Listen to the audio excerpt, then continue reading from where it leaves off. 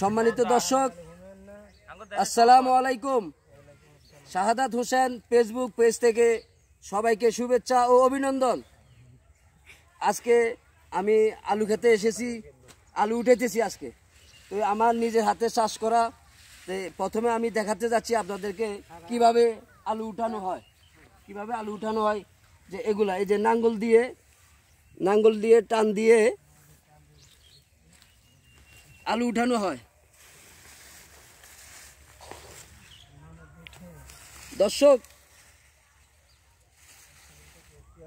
আপনারা দেখতে থাকেন যে কিভাবে আলু উঠানো হয়। তো এবং এদিকে অনেক লোকজন, এদিকে অনেক লোকজনে গাছ তুলতেছে। তারপরে এদিকে আরো অনেক লোকজনে গাছ তুলতেছে। দেখেন দর্শক, এই হলো আমার আলু ক্ষেত। আলুর মাঝে মাঝে আমি আবার বাঙ্গি গাছ দিয়েছি। আলু উঠানোর পরে ক্ষেতটা খালি হয়ে যায়, তারপরে আমাদের আবার বাঙ্গি গাছ হইতে থাকে। তো দর্শক, আমি আসলে চাষবাস করতে ভালোবাসি, আমি কৃষিকাজ করতে ভালোবাসি। এবং আমার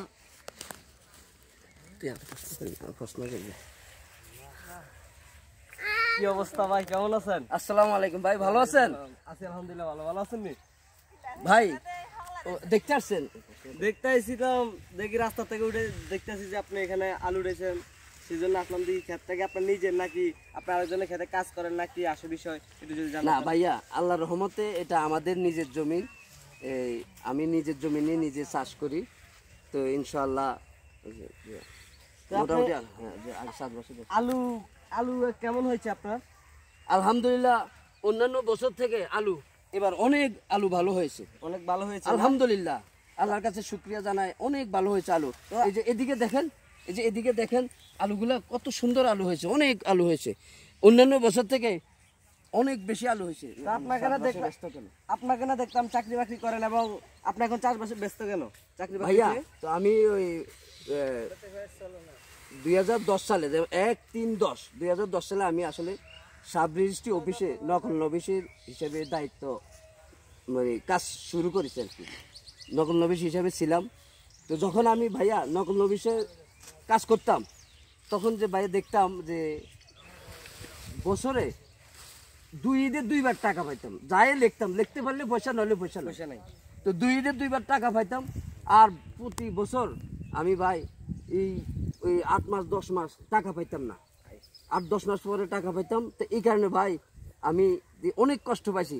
যেমন আমি বাড়ি থেকে যদি ভাত না নিতাম, তাহলে আমি দুপুরে খাইতে পারতাম না। আমার ছেলে বলতো যে আব্বা, আমার বই নাই, আমার কাগজ নাই, কলম নাই, আমি কাগজ, আমার জন্য কাগজ আনিয়েন, খাতা আনিয়েন।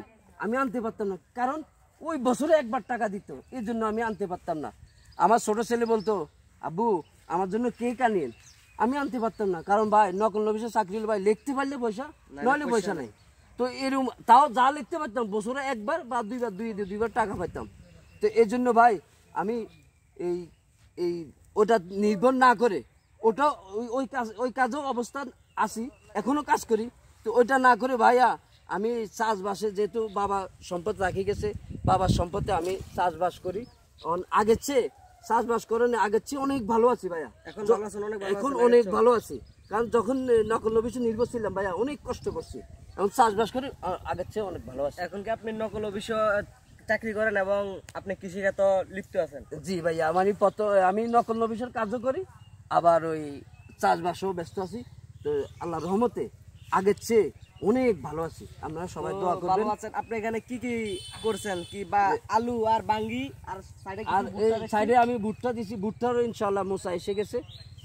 সকলে দোয়া করবেন আমি যেন এই নকল নবিশের কাজ পাশাপাশি আমি যেন চাষবাস করতে পারি, এই জন্য সবাই দোয়া করবেন। আসসালামু আলাইকুম।